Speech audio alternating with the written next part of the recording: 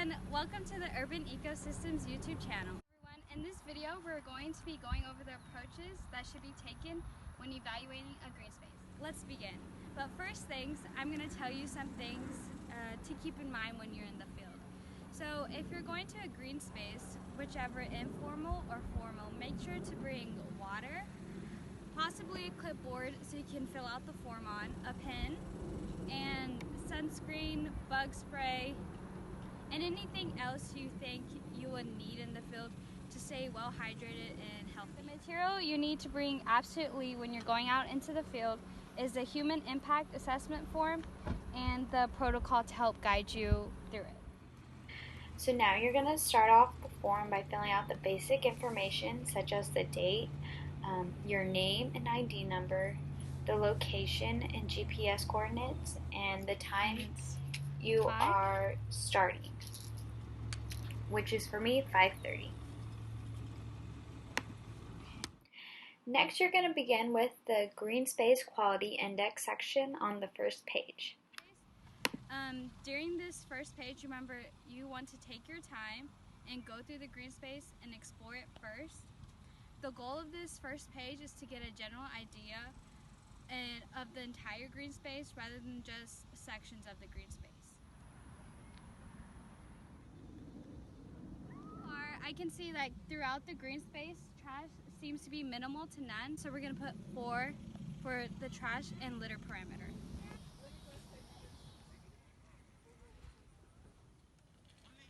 So looking at the small bodies of water within the green space, there is some evidence of erosion such as exposed roots and soil. So we're going to give erosion as a score of 2 for the green space.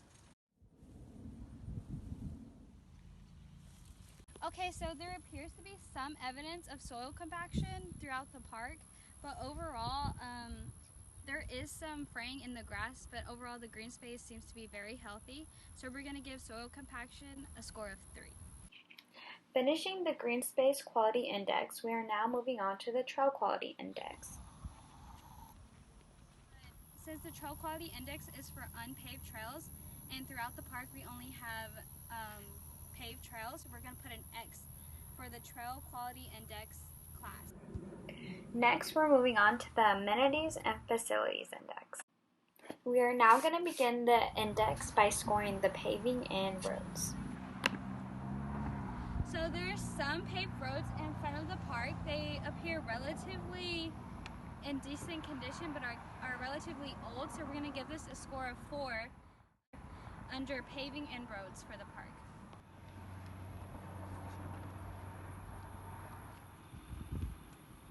Okay, so there is a fence present, but it's not used as a boundary for the park, just for the baseball field within the park.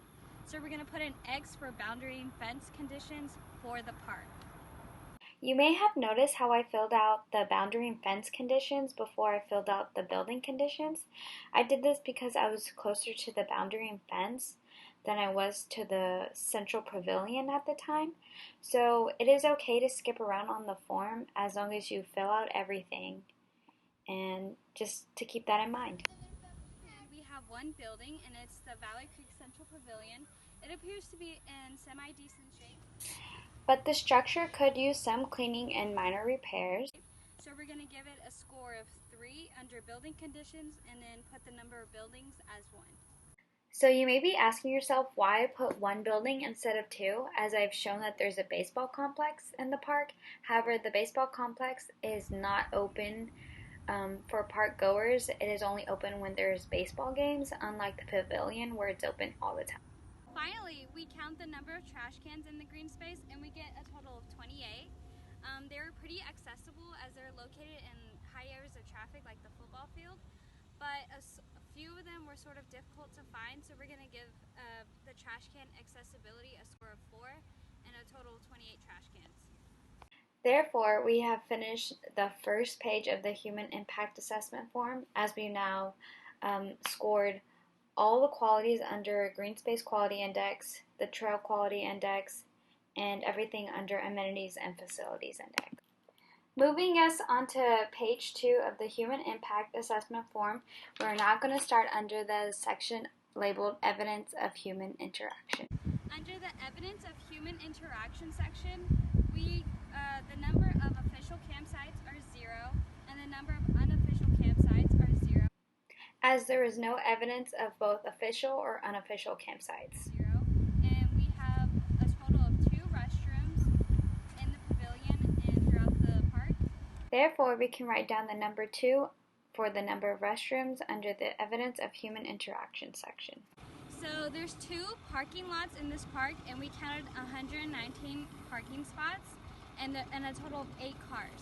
So we're gonna double 119 to account for the other parking lot across the park, and we're gonna also add those cars to the total of 8 cars here.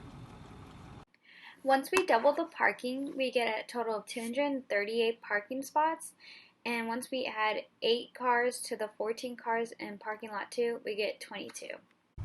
And then we have 2 bike racks that can hold 6 bikes, so we get a total of 6 bike parking spots. Finishing the Evidence of Human Interaction section, we now move on to our last section, the Noise Assessment Form. In this form, we will be measuring noise pollution in the green space. You will begin first by filling out the first row of boxes. So, since we're at a park and parks are designated areas for human use, you're going to go ahead and circle formal for the type of green space it is. And because I have an iPhone 7 Plus, I will write this down for the brand and model of the phone being used. And I downloaded the Decibel Meter Noise Detector app by this company, and it is recommended in the protocol to download this, and this is what I used. You can download any app you would like, but the noise measurement app must be able to measure average, maximum, and minimum decibels. So this is the only requirement, and as you can see, this app does measure maximum, minimum, and average decibels. And if you're confused on to where to find the name of the company, it's right under the title of the app as indicated by the orange arrow. As you can see, you're going to need a total of 6 locations to measure noise pollution from, 3 outside and 3 inside. So the 3 outside locations that I have chosen are indicated by the golden stars, and they're on I specifically picked those because those are on the perimeters, and one is in the neighborhood, which is what you want to do, at least for one of them, to get like a neighborhood reading. And then for the 3 inside, I've chosen the 3 orange circles as shown on the map. And for all the locations, you want to spread them out evenly to capture the whole green space rather than just sections of the green space. As you move out the green space, you can switch back and forth measuring noise pollution from the outside locations to the inside locations. So for example, your first outside location, which is indicated by the gold star and pink arrow, could be that location, and you could switch into an inside location as indicated by the orange circle and pink arrow, and you can do this as you travel throughout the green space, measuring noise pollution to save some time instead of measuring all of the 3 outside locations first and then measuring all the 3 inside locations. The first location I will be measuring from is from parking lot 1 as indicated by the map. First, I'm going to open up Google Maps and I'm going to drop a pin onto the location where I'm measuring from and obtain the GPS coordinates. You will do this by hitting the share button, going to your notes or your messages and typing in location 1 outside just to keep track of it, and you're going to write down those GPS coordinates. You're going to hit save as you're going to need to access these locations later on as you will submit the Google coordinate link and the actual coordinates onto the Google form. After writing down the GPS coordinates, you're going to write down the location description as well. So since I was in parking lot 1, I will write that down. Okay, so you're going to open your noise measurement app and you're going to turn your phone over and hold it on the sides to not block the microphones measuring the noise. And before you measure or hit start on the noise application, make sure to stop all conversations and stop walking and hit start and let it run for 2 minutes. After it has been 2 minutes, write down the average, maximum, and minimum decibels measured.